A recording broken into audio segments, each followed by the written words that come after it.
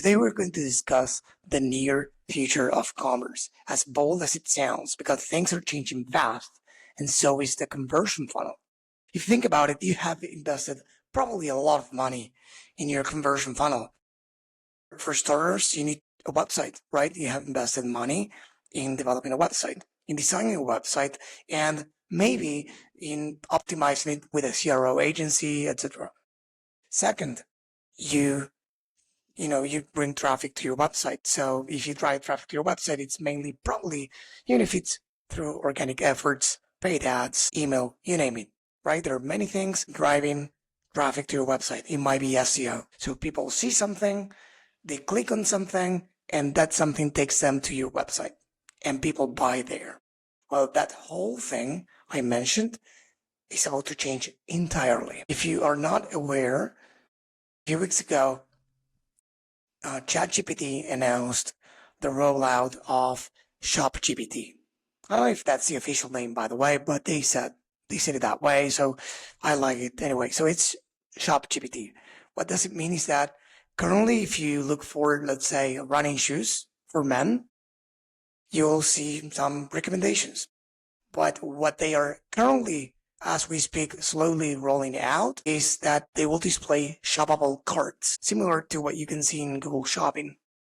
The thing is that you will see now these shoppable carts, and you can, depending on what you ask in the prompt, like find the best deal, etc., you will see, some options, and you will choose one, and you will click on the buy button ChatGPT offers, and for now, you will go to the website and complete the purchase. Shopify, at the same time, has already announced a partnership or an integration with ChatGPT, meaning that you'll be soon able, I believe it's going to happen in 2025, who knows, to buy within ChatGPT, maybe, within Gemini or Complexity as well. But this is already here. This is happening. And one more interesting stat comes from KnoCommerce. It's a post-purchase platform, and much more than that, but it allows you to collect data after someone buys, mainly, and from the thousands of merchants they work with. They have a lot of data, and they see that 27% of clicks that then result in orders come from search engines. 27%. What's the problem? If people stop clicking on links in search engines and start looking for products in these LLMs, let's say again ChatGPT, what does it mean for you as a brand? What are they going to see? How are you going to appear there as an option? What do you need to do to be there? And what does it mean for your website? Because your website is not just a website. It's branding. You say many things there. If you are using it wisely, you say many things. It's like people get a chance of getting a sense of what you are about, your vibe, your energy, your core value propositions, what you're currently offering, the best-selling products. There's a reason for it to be. But now, that's not going to be in the middle. Sure, there's going to be a curve of adoption. Is not going to be immediate, but this is currently happening. Again, to do a quick recap, the current funnel looks as follows. In a successful scenario, people discover your brand through social or search engines. They go to your website and they buy.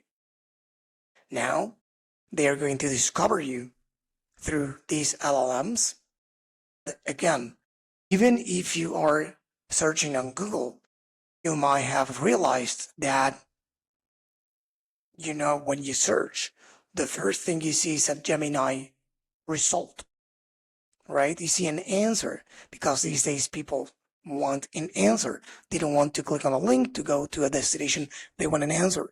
So clicks are going down on these search engines too. So the funnel is changing, and what it means for your website is that it needs to be able to provide these LLMs with data for them to know what your brand is about, what you sell, and do the rest there. Meaning that the website will slowly go from being the destination in which people check you out and buy to be a proxy, or what people say an API.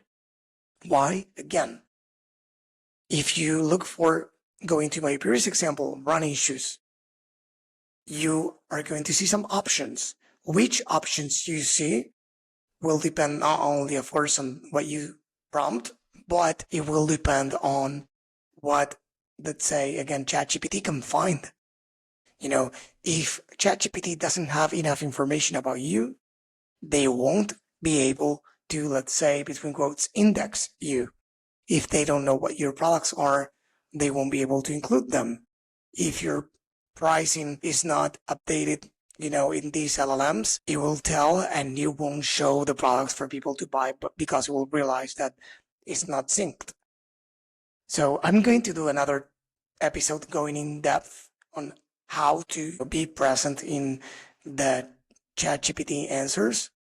But for now, what you need to know is that the funnel is changing and we are entering the era of distributed commerce. We first saw last year social commerce that took slowly people away from the website, but it's not there yet. But AI adoption, well, it's here. We know there are many stats that prove it. So people are searching there. So it's safe to say that if they can buy without leaving the platform, they will do so. So get ready, try to do some research and see what you can do as a brand to, improve your website or update your website to feed ChatGPT with information